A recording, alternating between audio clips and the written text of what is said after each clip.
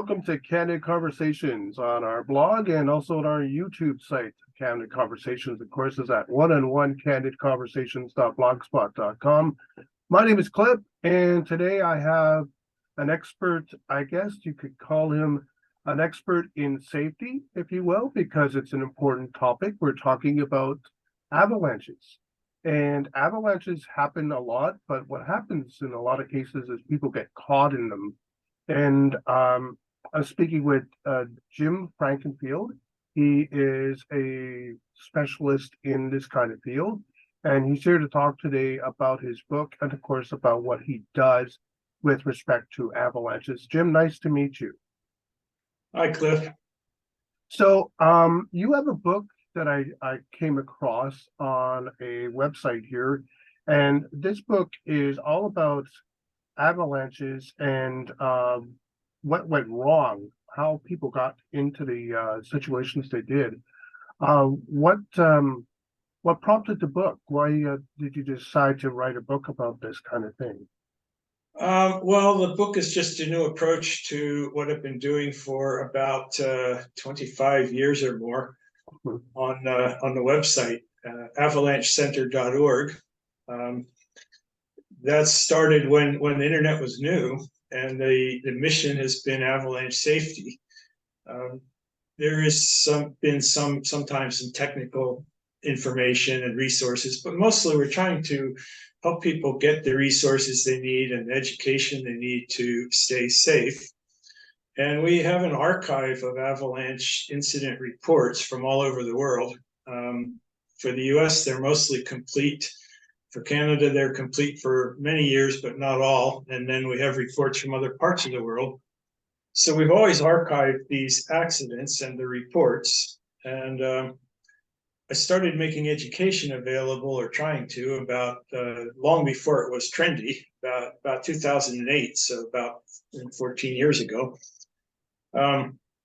And about the same time, I thought it would be good to summarize the incidents each year. We have books that summarize mountaineering accidents of all kinds. And we have a book that comes out periodically. There's only ever been 4 or 5 versions, so it's not by year, but they analyze avalanche incidents that they select. Some are fatal and some are not. The mountaineering one is every year. So I thought it would be a good idea to have an annual review of the fatal accidents. And of course, there are many that people are lucky, they walk away from or recover from. But we don't know how many of those there are. We can't derive many statistics or much information. We don't know how many aren't reported. We don't know a lot about those. So looking at the fatalities is something we've always done as a professional community, and tried to communicate. So I got this idea around 2008, but it wasn't very easy to publish anything then. And I got busy and didn't do much with it. And now, of course, self-publishing and publishing on Amazon is pretty simple. And I was able to do this and make a Kindle version and a print version, which are available on Amazon. And we can also, it's also another resource we can provide for free on the website for members. So members can access this online or get a Kindle version for free. And I'm hoping maybe that will be help encourage some people to join the Avalanche Center and help support the work.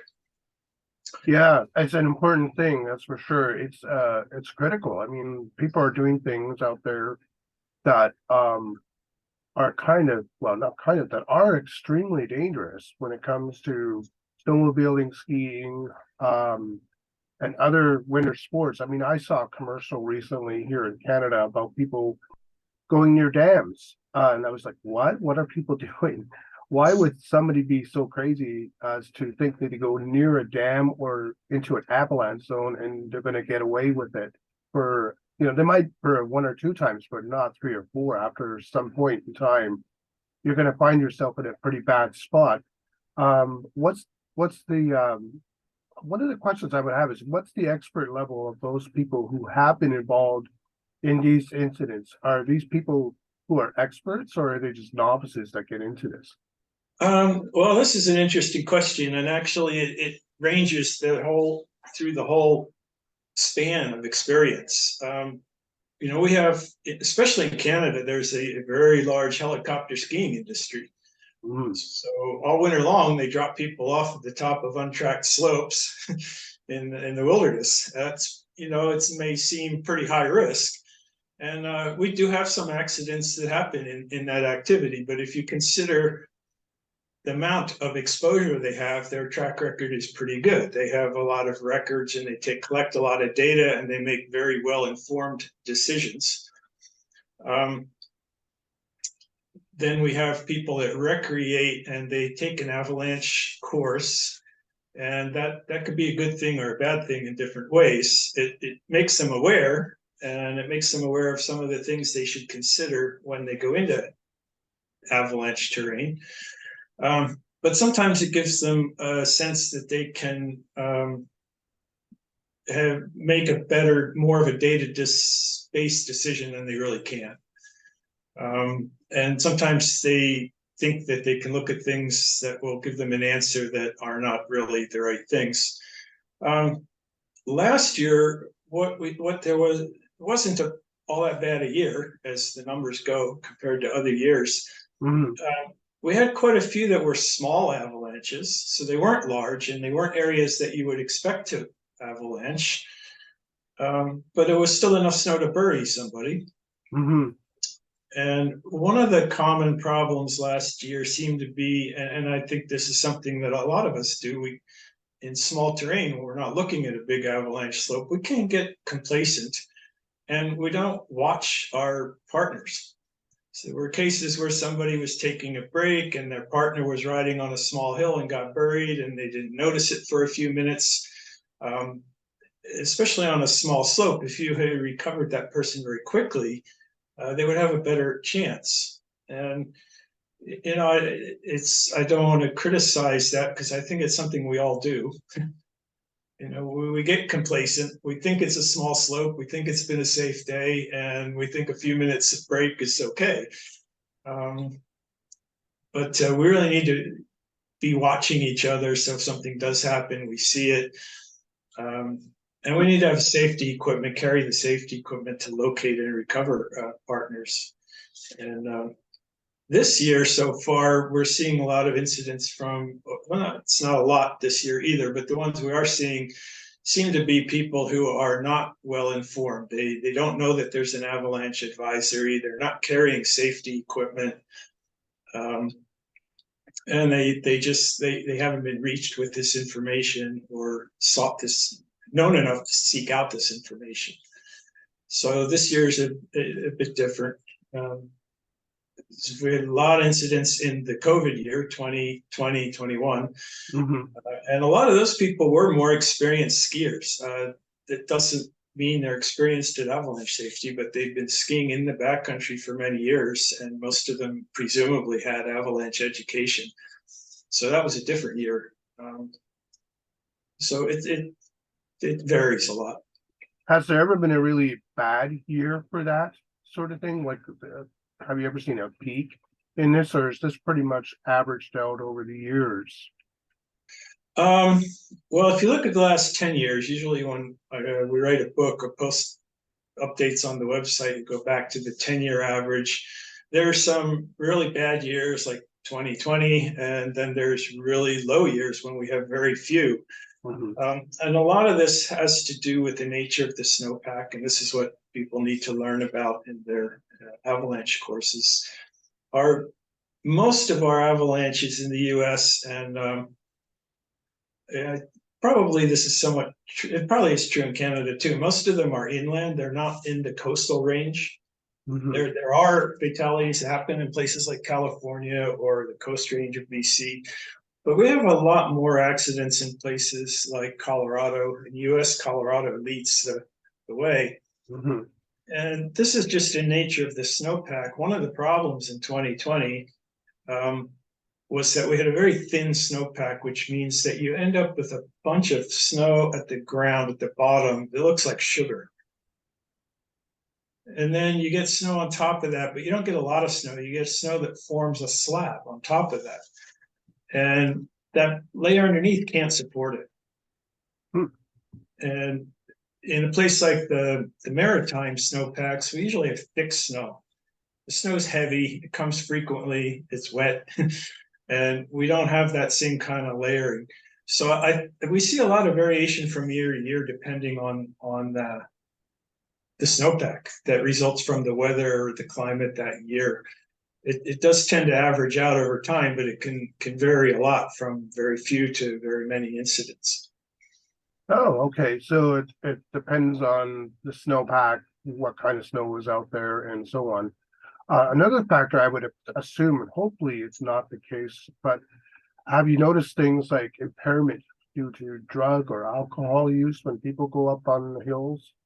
I haven't seen any actually tracking of that, and I've never seen that shown up in the reports that get created. Maybe they don't ask, but I don't think that's a big factor in backcountry avalanche accidents. I don't have any reason to see that as a factor. I know in ski area incidents, in ski areas, that may be a factor. I really don't know. I don't follow ski area incidents. Those involve collisions and trees and all kinds of other things.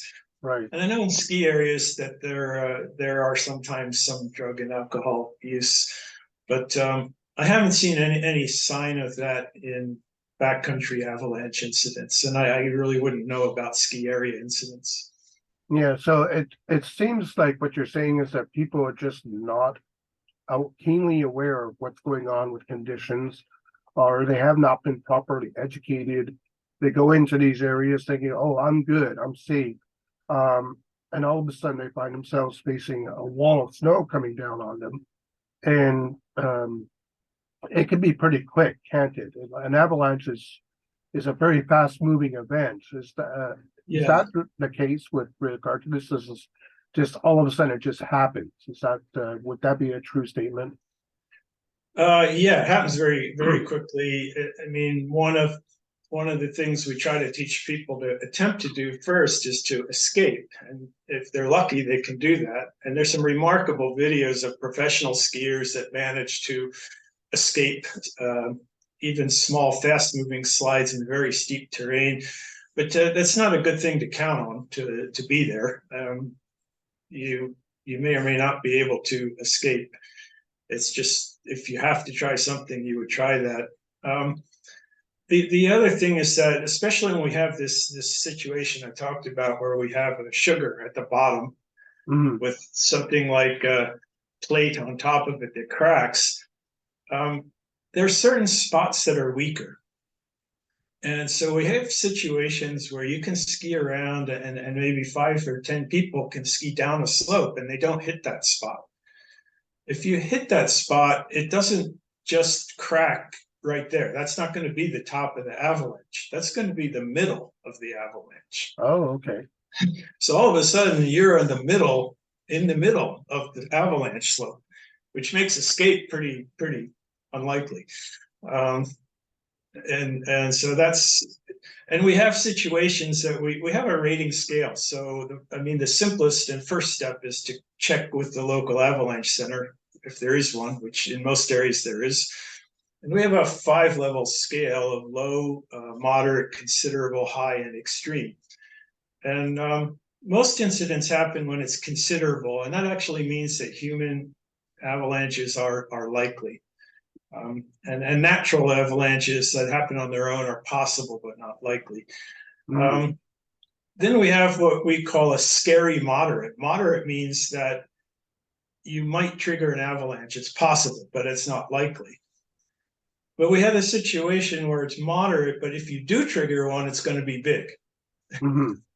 And this is a very tricky situation, both to communicate and for the recreationals to evaluate. So, okay, I'm probably not going to trigger one, but if I do, it's probably not survivable. So that's how much risk do you want to take? And that's of course a personal decision. Yeah, that's another question too that comes to mind when going out there, too, if you will. How do you know when you're looking at the snow what to look for in a situation so you don't trigger the avalanche? And two, what's the survivability rate for people who get into this, who find themselves in the middle of an avalanche? What would that be? Well, it's hard to talk about the survivability rate because this goes back to the problem with non-fatal avalanches. We don't know how many there are. We don't know how many people walked away and never reported anything. So we don't really have any kind of number or statistic on that. Once you're buried, the statistic is within 15 to 30 minutes is about your lifespan. And of course, that's a statistic, so there's exceptional cases. But if you're buried and alive, some people die from trauma. But if you're buried and alive, you need to be recovered within ideally 15 minutes. And after, I forget the numbers, but after 30 minutes, your chances are pretty low. Oh, that is pretty scary, to say the Well, least. that's why we have to carry safety equipment so we can locate and dig out somebody quickly. And what is that safety equipment? What kind of things are we asking, or are you asking people to do as far as preventing, as well as if you do get in a situation like that, what kind of safety equipment do you recommend? Well, the standard gear for many years is an avalanche beacon, and I should have gotten one out, but I didn't get one. Didn't think ahead and get one out. But you wear it in a harness on your body, so you're wearing here. A beacon that just transmits a signal. And when you start your day, you turn it on so it's transmitting. Now, if you were buried, I could switch mine to receive, and it will guide me toward your location. And it's a short range thing. It's not gonna pick up a signal too far away. But if you're watching somebody and you know where the avalanche path is and where they were caught, you should be able to pick up the signal and follow that. Then we should have a probe, just a long pole, sectional probe that collapses and folds up. So we extend that and we probe at where we think the beacon is pinpointing somebody. We probe to confirm that. So we can feel with the probe that they're there, and then you need a shovel. So the standard safety equipment is a beacon, a probe, and a shovel. Would a radio also be a good way to get communication out to, say, rescue units in the area, like a two-way radio? Is that an option too? Radios have been helpful. These days, cell phone coverage is pretty pervasive. There's some areas where you won't have that. One thing about notifying anybody is that by the time they do anything, it's obviously going to be more than your 30-minute span. Right. So really everybody on the scene needs to be involved in the immediate effort. And then when you do recover somebody, you can assess the situation. You can report it, or if they can't get out on their own, then you can call for rescue assistance.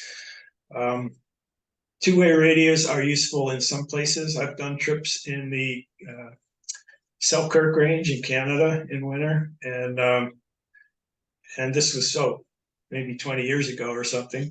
And we would be in a backcountry hut for a week, and there are some logging repeaters and there's some helicopter skiing, and we usually would have a radio with those frequencies so that we could contact somebody in any kind of emergency. So that was useful in some cases.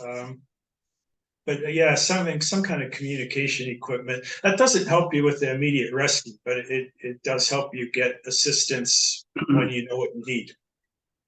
Have you ever been involved directly yourself with a rescue, Jim? Have you ever been in there and seen an avalanche and had to get somebody out? I've never rescued somebody. I've had a couple close calls myself. Most people involved in recreation have. I was on a famous ice climb in Canada called Polar Circus, which is famous for avalanches. And we were near the top of it, and the avalanche went over us, went over my head. Oh, that must have been scary. Yeah, and it turned out it was a pretty big avalanche too. That was in the 1990s. And other people, there have been cases of people dying on that route, and other cases like ours are very close calls. And I was caught in one in Utah, which was entirely different. it was a very thickly treed slope. So usually we assume that when trees get super dense, you can't really ski through them. I was just trying to get down a hill. And the trees were super dense, but the snowpack was just so tricky and dangerous that the avalanche started above me on this treed slope. Mm-hmm. And I was able, in that case, to get on the uphill side of a tree, and it wasn't a large avalanche. But on the other hand, if you get carried down the slope, trees are not your friends. No, you could get impaled by those things. Yeah, and a lot of accidents do happen in a lot of fatalities occur from trauma rather than being buried. That's the key thing, isn't it? It's burial, obviously not good. You have 15 minutes, as you mentioned, but it's also the trauma, the broken bones, these fractured skulls, and other serious injuries, including crush syndrome that occur. That's what really kills people, isn't it? Well, it depends on the terrain, and actually, there's a statistical difference in the how many are killed by trauma in North America versus Europe, because most of the avalanches in Europe are above tree line, and they have less trauma cases than we do in North America, where we have more incidents and more skiing at and below tree line. So this is just something that people need to consider when they're looking at a slope or terrain. They need to consider what's going to happen. Am I going to be carried over a cliff? We just had I just updated this season's statistics in a blog post, and the next day, just a couple of days ago, we had three climbers died in Washington State. That's been more, some incidents are more newsworthy than others for some reason, and that's a media issue, not an avalanche issue. But this one got a lot of attention, and there were 4 climbers caught, and 3 of them died, and they died from trauma. In fact, it sounds like they were not initially buried, but the conditions were going downhill, and then other avalanches buried the bodies after they had died from trauma. They were in a very steep, narrow couloir, which reportedly has a lot of funnels you through a lot of rocky terrain. Yeah, that's the other thing too. What's underneath that snow? It's gonna impact this as well. One of the other questions I have here is, why do people do this? Why do people go into these areas when they know there's such a risk? Well, we go into the area, and this is a difference in activities too. We all have our different way of playing, right? Right. So for those of us that ski, we want to ski on slopes that are at an angle that can avalanche, and so we do our best to make an assessment of when that's safe and whether that's safe. Of course, and actually one of the things I want to work on shortly is some information for and education for people that want to avoid the risk. And one thing that happened last year, it's a bit unusual to have this happen twice in a year. We had snowshoers, and they weren't trying to ski or do anything in avalanche terrain. They didn't really realize they were in avalanche terrain. Both cases, they were on forest roads that are not used in the winter, so they're not plowed. But I think when you're on a road, you just feel more secure because it's a road on the map, right? Right. Yes. And all of our education efforts are oriented right now towards people that want to ski, and helping them manage their risk. And we don't have a whole lot that is for people like this that just want to, a little bit of education. Maybe they wouldn't have been there at all that day, and they probably didn't care, if they went there at all that day. They weren't seeking skiing slope. And then we have climbers, which I have been more perhaps of a climber than a skier myself. And climbing is very goal oriented, and that's a factor. When I ski, I just want to have fun skiing for the day. And maybe I'll go on a slope if I think it's safe, and maybe I'll wait if I don't think it is. And maybe I'll change my mind, which is easier to do.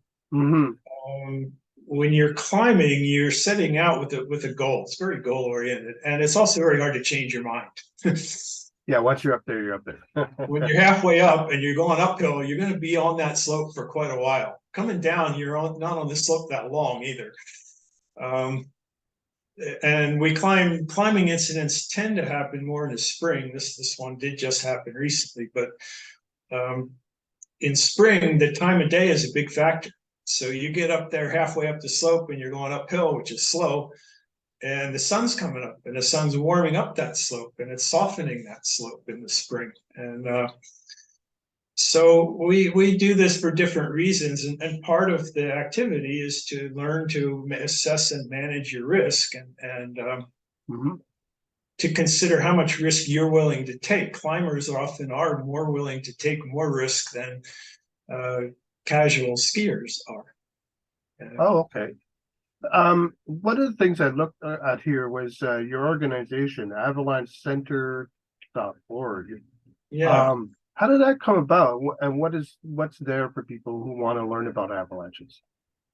Well, it's evolved over the years. It came about when I was in Utah. I'd come back from doing some teaching in Europe, and the economy was bad. So I was looking for work, but I was also interested in. I was involved with the Avalanche Center there in Utah at the time, and the internet was new. The web didn't exist. This was the early '90s, and the internet was much more academic, and it was a lot more interactive. A lot of people were participating in discussion groups on a system called Usenet, which was all text. And there were a lot of people asking questions, often technical questions. And so I had studied avalanches, finished my studies several years before I went to Europe. So I was having fun answering these questions and participating. And then also their avalanche bulletins at the time were all on the telephone, and I started making them available on another text system called the Gopher server, which was a predecessor to the World Wide Web.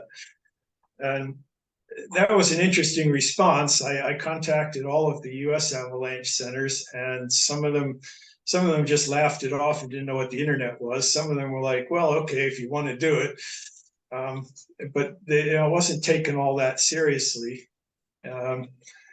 The first one on the web was in Scotland, and the guy there said, "Hey, you need to do this on the web." So I made a website, and it grew from there. Once the government centers realized that it was a viable way of distributing the public information, we did that. They do that themselves now. They figured out the internet, but at the time they hadn't figured out the internet. So we distributed the public bulletins, and we did that for Canada and Switzerland as well. We archived incidents, and over time, this has just evolved in what we have.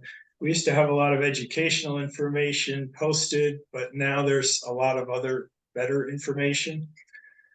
So now we archive the incidents, and we'll have some courses. That's what I'd like to do more of, is offer online courses. So we have a variety of courses, and I think the next one's going to be targeted at just how to avoid the hazard for people snowshoeing or whatever. We have more extensive courses that teach people to actually kind of not predict. I'm trying to think of the right word, not predict, but to anticipate what the conditions will be. So with a good training, you can look at the weather and follow the weather, and you know whether you're going to have that layer of sugar. Mm-hmm. And you know whether to expect that or not. And if you understand how that forms and what weather precedes it, and there are already a lot of weekend courses, and it's very hard to compete with that because there's this mentality that you need to go out for the weekend. But we have an online course, and some people who have done both have said that the online version is far more extensive and beneficial,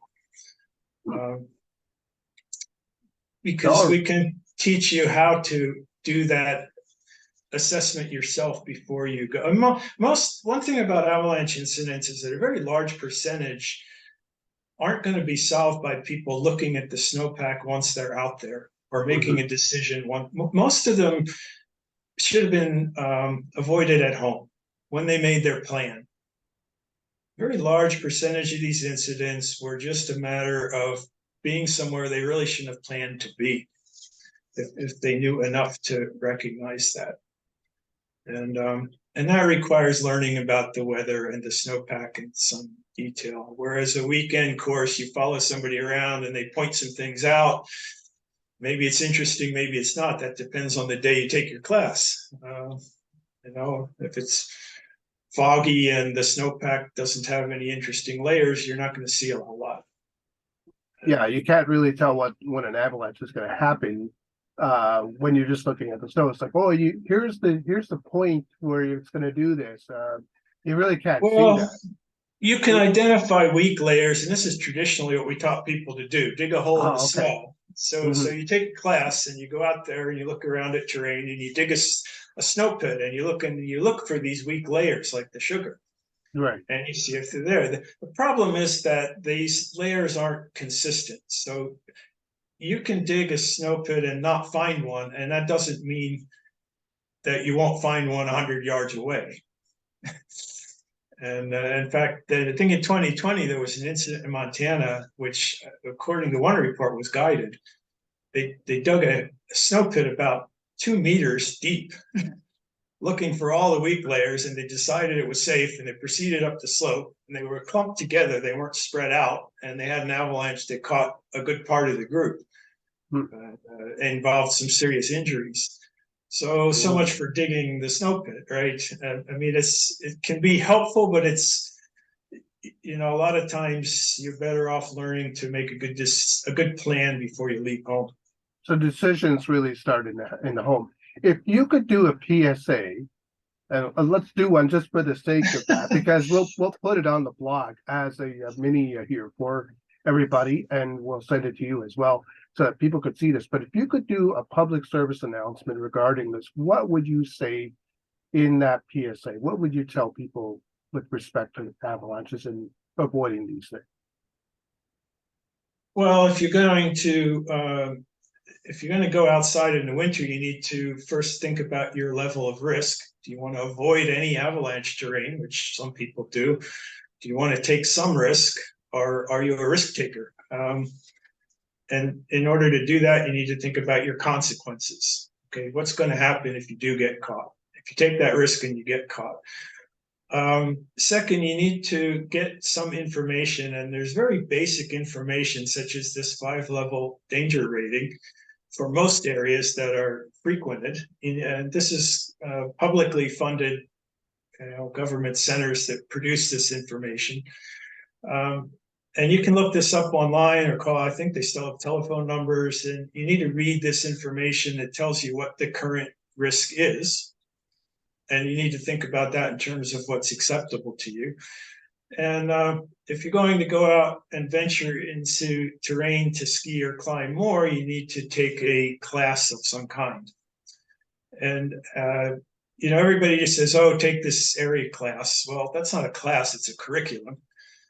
And you need to analyze the class that you're going to take and the people teaching it and what it covers and where it's taught. So you need to consider getting education that's suitable for your need and your learning style. Well, there you go. That's something to think about. Now, where can people find you? How can people get in touch with you if they want more information about avalanches, prevention, and how to basically look for this sort of thing? Where do they want to reach out to you at?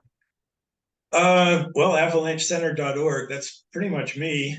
Over time, there have been other people that have made good contributions, but I've been the one that started and kept it running. And if you contact the Avalanche Center, I'll be on the other end. Within the Avalanche Center, there's an Avalanche Institute. That's where the courses are. And what we've done is taken the full level 1 course, which is a long, comprehensive course, and also made modules available. You can take the terrain unit, or you can take the weather unit if you don't want to take a whole course. So there's a wide variety of options there. And we have a special course for climbers, which I used to do in the field before we put it online. Because the climbers' decision-making and situation in spring, I'm talking spring mountaineering climbing, that's a different, it's a different situation and it deserves a different class. So people can check out the Avalanche Center and within it, the Avalanche Institute. And if they want to contact me, there's email on there. It's snow@csac.org. And I'm not that hard to find by looking up, actually. I have my own. When I started the Avalanche Center, I started my own personal website, which hasn't been maintained so much, but it's still pretty expansive. And it has a lot of climbing photos from my own adventures. And if you look for Snowman Jim, that's me. Yeah, I'll definitely make sure that gets posted in there. I'll put those links up there as well. Yeah, I don't do much to promote my personal one. It's just a personal one. There's it doesn't serve any other purpose. But for a long time in the early days of the internet, that was my login name, and my name on the internet was Snowman. Of course, now it's been co-opted by several dozen other people who use the same name because the internet's so big. But I was for a long time just known as Snowman. Actually, I started in graduate school. Well, the other physics students called me Snowman because they couldn't understand why a physics student was studying snow. Well, there is physics involved in there. It's been a pleasure talking with you today. And while this is a bit of a hard subject to talk about because we're talking about really the death of people, it's still an important thing to discuss. And I appreciate you taking the time to to chat with us here about this. Yeah, and I think it's important to remember one of the things that happens when you try to write a book or you talk about incidents is some people will immediately jump on you for criticizing somebody, and that's not really the intent, and it's not the intent of the book. And we look at what went wrong in each case, including the snowpack, which you can't control. And then at the end, what we want to do is look at what are the common problems. And the things that those people did wrong are things that many of us, including myself, are prone to do as well. And we need to learn to be conscientious about this. So yeah, we have to remember that, it's a very hard situation when somebody is killed in an avalanche or any other safety incident. And there's not much point in criticizing them now after the fact, but we do want to try to learn from the trends and from the common patterns to help improve our own safety. And that's a pretty important thing to do for sure. Thanks again for joining us here on Zoomed In. It's part of Candid Conversations on our blog at oneandonecandidconversations.blogspot.com. Of course, on our YouTube channel. This will be up to view. And Jim, it's been a pleasure speaking with you. Okay, thanks. Nice chatting. Look forward to it. Look forward to seeing it. Yeah, I'm looking forward to sending it out your way as well. We'll see you in the next one, guys.